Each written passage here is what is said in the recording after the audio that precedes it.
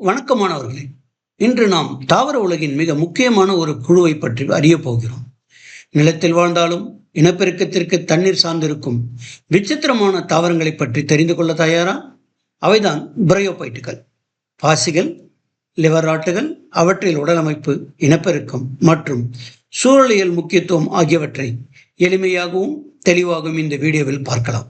வாருங்கள், பிரயோபைட்டாக்களின் உலகிற்கு பயணிப்போம்.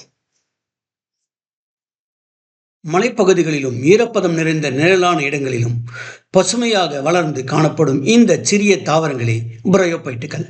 இவற்றில் பாசிகள் அல்லது மாஸ்கள் மற்றும் லிவராட்டுகள் அடங்குகின்றன. இவை உண்மையான வேர்கள், தண்டு, இலைகள் கொண்டிருக்காது. ஆனால் நிலத்தில் வாழ்ந்தாலும் இனப்பெருக்கத்திற்கு தண்ணீரை அவசியம் சார்ந்திருப்பதால் பிரயோபைட்டுகள் தாவர உலகின் ஈறுவாழ்விகள் என்று அழைக்கப்படுகின்றன. பிரயோபைட்டுகள் பொதுவாக ஈரமான, குளிர்ச்சியான மற்றும் நிழலான இடங்களில் வளர்கின்றன. மழைக்கு பிறகு பாறைகளின் மேல் அல்லது மரங்களின் அடிப்பகுதியில் பசுமையாக பரவி காணப்படுவதை நாம் அடிக்கடி பார்க்கலாம். பிரயோபைட்டுகள் நிலத்தில் வாழக்கூடியவை, ஆனால் பாலினப்பெருக்கம் நடைபெற தண்ணீர் அவசியம் தேவைப்படுகின்றது. இதனால் இவை தாவர உலகில் இருவாழ்விகள் என்று அழைக்கப்படுகின்றன. வெற்றுப்பாறைகளில் முதலில் குடியேறும் உயிரினங்களில் பாசிகளும் லைக்கன்களும் முக்கியமானவை. இவை பாறைகளை மெதுவாக சிதைத்து மண் உருவாக்குகின்றன.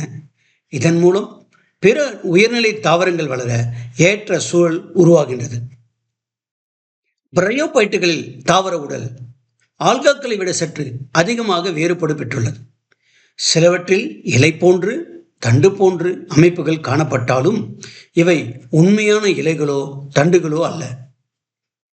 வேர் இல்லாததால் ரைசைடுகள் எனப்படும் நூல் போன்ற அமைப்புகள் மண் அல்லது பாறையுடன் தாவரங்களை பற்றி பிடிக்க உதவுகின்றன.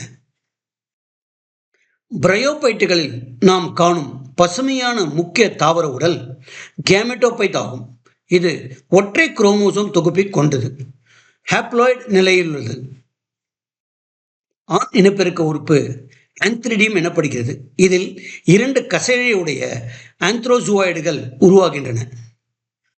பெண் இனப்பெருக்க உறுப்பு ஆர்கிகோனியம் எனப்படுகிறது. இது குடுவை வடிவத்தில் இருந்து ஒரு அண்ட செல்லை உருவாக்குகின்றன. மழைநீர் அல்லது நீர்த்துளிகள் இருக்கும்போது ஆந்த்ரோசுவாய்டுகள் நீரில் நீந்தி ஆர்கிகோனியத்தை அடைகின்றன.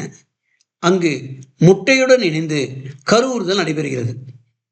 கரு உறுதலால் உருவாகும் ஜைகோட் பல செல் கொண்ட ஸ்போரோபைட்டாக வளர்கிறது.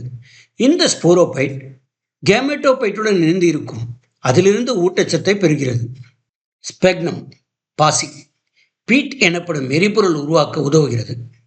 மேலும் அதிகளவு நீரை உறிஞ்சும் தன்மையால் தாவரங்களை பாதுகாப்பாக எடுத்துச் செல்ல பயன்படுகிறது.